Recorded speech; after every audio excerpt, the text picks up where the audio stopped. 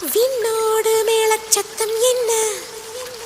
மண்ணோடு சின்ன தூரல் என்ன, எங்கேதான் சென்றாயோ இப்போது வந்தாயோ, சொல்லாமல் வந்தது போல் இல்லாமல் போவாயோ, தப்பாமல் மீண்டும் சந்திப்பாயோ, நீ வரும்போது